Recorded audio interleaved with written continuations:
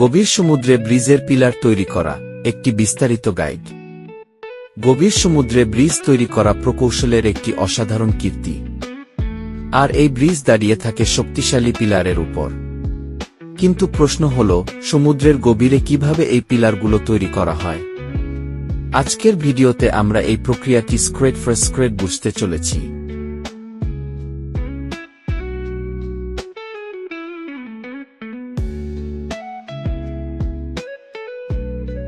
ধাপ 1, সমুদ্রের তলদেশ পরীক্ষা করা।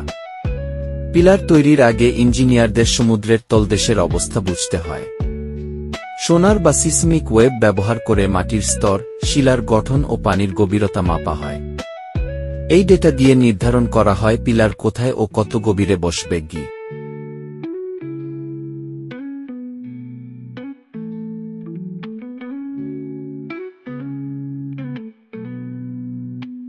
ধাপ 2, কফার ড্যাম বা শেল তৈরি করা। গভীর পানিতে কাজ করতে প্রথমে একটি অস্থায়ী বাঁধ দিতে হয়, যাকে কফার ড্যাম বলে। এটি একটি ইস্পাত বা কংক্রিটের গোলাকার আয়তাকার কাঠামো, যা পানির প্রবেশ রোধ করে।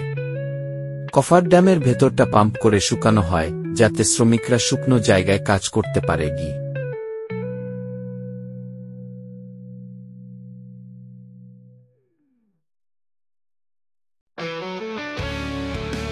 ধাপ 3, পাইল ড্রাইভিং, ভিত্তি পাইল তৈরি।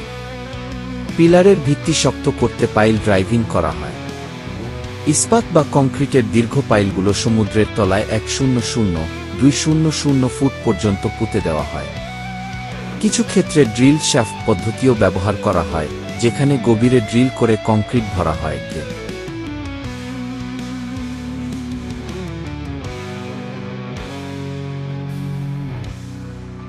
ধাপ 4, পিলারের বেস, ফাউন্ডেশন তৈরি।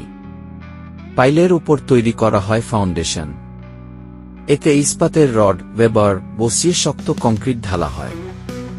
এই ফাউন্ডেশনই পিলারের সমস্ত ভার বহন করে। কিছু প্রকল্পে প্রিফেব্রিকেটেড কংক্রিট সেগমেন্ট ও ব্যবহার করা হয়।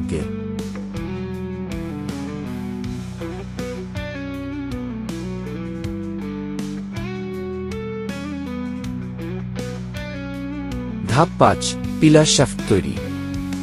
ফাউন্ডেশনের ওপর পিলারের উঁচু অংশ, শ্যাফট তৈরি করা হয়। কখনো কংক্রিট সাইডেতে ঢালা হয়, আবার কখনো ফ্যাক্টরিতে তৈরি অংশ জাহাজে করে এনে জোড়া দেওয়া হয়। পিলার যত উঁচু হয়, ততই এতে বাতাস ও স্রোতের চাপ প্রতিরোধের ব্যবস্থা রাখা হয়।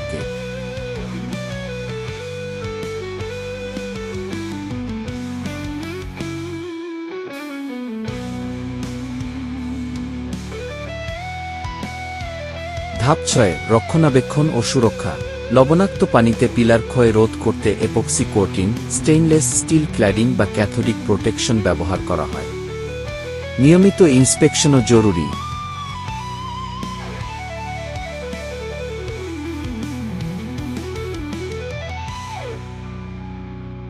উপসংহার: গভীর সমুদ্রে পিলার তৈরি প্রকৌশলীদের জন্য এক বিশাল চ্যালেঞ্জ, কিন্তু আধুনিক প্রযুক্তি এটা সম্ভব করছে।